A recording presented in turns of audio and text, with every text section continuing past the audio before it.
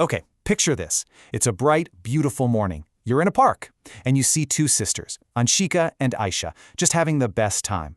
One's running around pretending to be a kite, the other's just laughing. It's a perfect scene, right? But what they don't know yet is that this isn't just any other day. It's a really special one. Suddenly, the younger sister Aisha, she stops. She points around and sees the colors of the Indian flag everywhere. Something big is clearly happening, but what? And her simple question, well, that's the very reason we're here today. What makes this day so important? And the simple answer is, it's January 26th. It's Republic Day. But you know, that name, it carries so much history, so much meaning. It's way more than just a holiday. It's actually a celebration of the very foundation of modern India.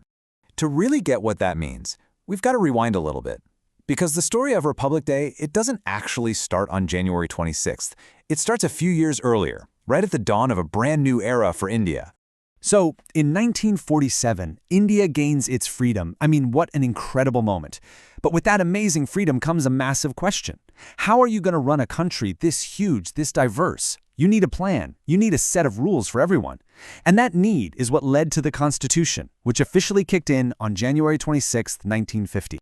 Probably the best way to think about the Constitution is like the ultimate big rule book. I mean, yeah, it's a huge, complex legal document, but at its very core, it's a guide that was carefully, painstakingly written by India's most brilliant leaders.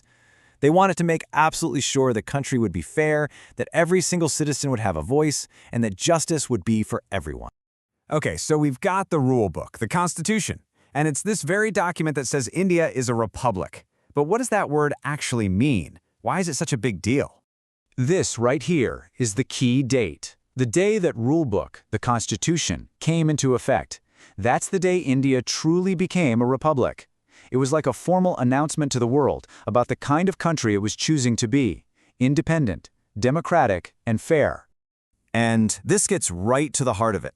In a republic, the power is with the people. We choose our own leaders.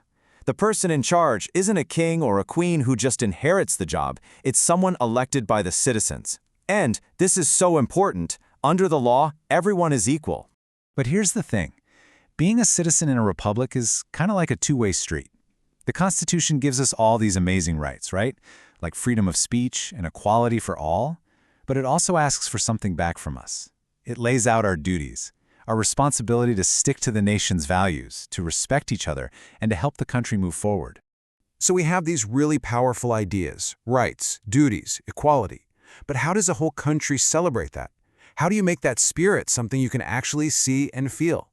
Well, you do it with a massive grand parade. In the capital, New Delhi, the whole country basically puts its heart on display.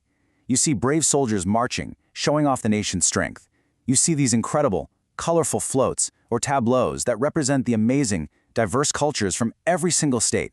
It's just this powerful, living, breathing display of unity. Now, a big parade is an amazing thing to see, for sure. But the real spirit of a republic, well, that isn't just about one day of celebrations. It's about something way more personal, something that lives inside each and every one of us.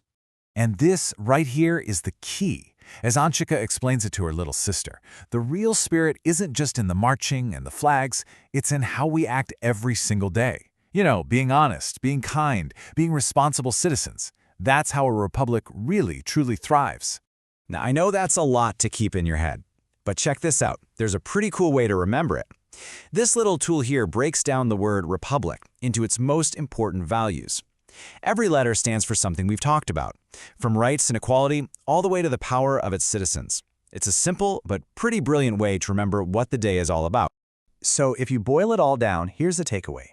January 26th is basically a national reminder. It's a day to stop and think about the gift of that big rule book and the amazing republic it created. It's a call to all of us to love our country, of course, but also to live by its ideals, follow the rules, respect each other, and be the kind of person that makes the nation proud. And with that new understanding, the two sisters look up at the sky, they wave their flags, and they shout with so much pride. And that cheer, it's not just a slogan anymore. It's filled with all the new meaning they just discovered together. So this leaves us with one final thought. The huge idea of a republic isn't just kept alive in big government buildings or at fancy parades.